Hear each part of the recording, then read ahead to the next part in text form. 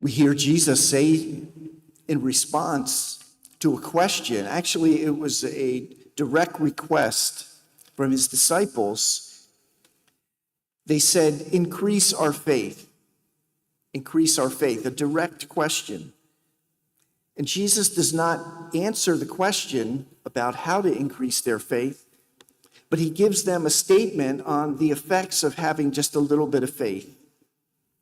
In essence, he's saying, all you need is a little bit of faith and remarkable things will happen. But he doesn't tell them directly how to increase that faith. He just presents that. We have today really readings that focus on faith. The prophet Habakkuk had the very difficult challenge of prophesying about 15 years before the exile of the Jewish people into Babylon. During that time, there was a very unjust king of Israel. And in addition, the Babylonians had already started to show their prowess in military conquests, and they were heading towards Jerusalem with that desire to subjugate them. And so here's Habakkuk, a man of great faith, or he wouldn't be a prophet, and he's coming before the Lord seemingly in a crisis of faith. He's saying, in essence, God, there is so much violence around us. He's saying to the Lord, you don't seem to be listening. All we're seeing around us is ruin and misery, destruction and violence, strife, clamorous discord is all about us. And Lord, where are you? Why are you not responding? How long will you just allow this to be where it is? In essence, Habakkuk, the prophet, is saying, Lord, where are you? It's not supposed to be like this. It's supposed to be something different. Aren't you there for us?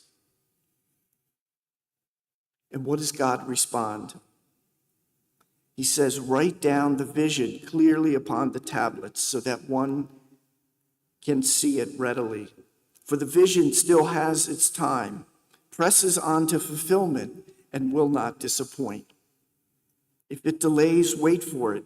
It will surely come. It will not be late.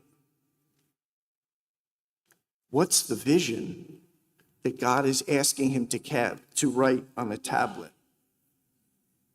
I don't believe this is like what Moses experienced with the giving of the law, where literally that was what was written on the tablets.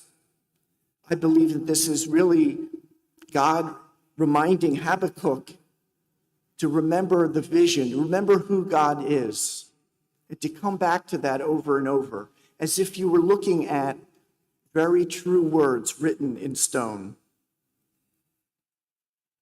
Trust in me, Habakkuk is hearing, I believe. Trust in me, all will be well.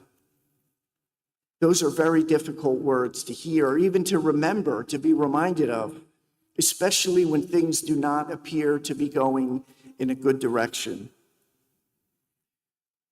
Jesus is saying to us again, use your faith. A little bit of faith can go a long way. We have today St. Paul saying to Timothy that I have given you a gift. I have imparted a gift to you through the Holy Spirit. But he's saying don't just hold on to that faith or take it for granted. Because as we do, if we take it for granted, a gift that the Lord has given us can pass. We can lose that gift. And so he is saying very clearly to Timothy, he says, stir into flame the gift of God that you have through the imposition of my hands. Stir into flame the gift of God. Has not God given us all the gift of faith? Faith is really the understanding, I believe, that God is real, that what God reveals to us is true, and that we can put our trust in the Lord. And as we do, we will never be disappointed. Maybe that's a definition of faith. And so when St. Paul is saying to Timothy, stir that gift into flame, maybe it's like saying, renew that faith. Look back at the tablet. Remember what is most important. St. Paul also says to Timothy, I did not give you a spirit of cowardness, but rather of power, love, and self-control.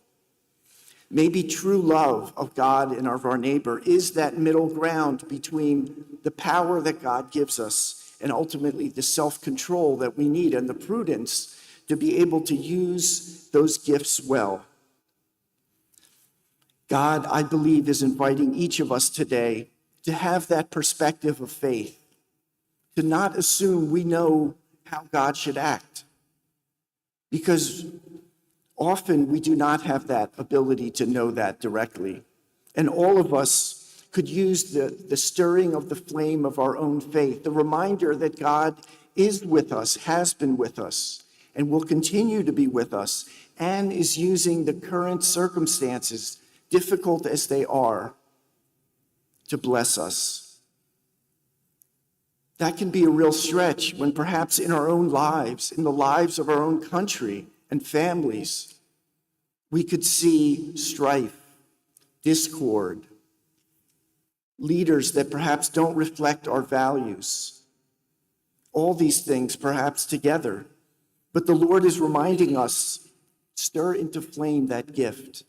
Be willing to wait for it.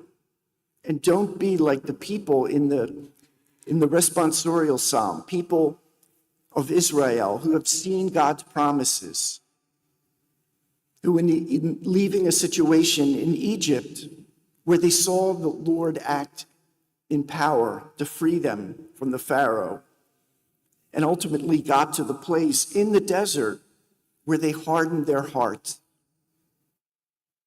And the hearts were hardened because they didn't get what they needed.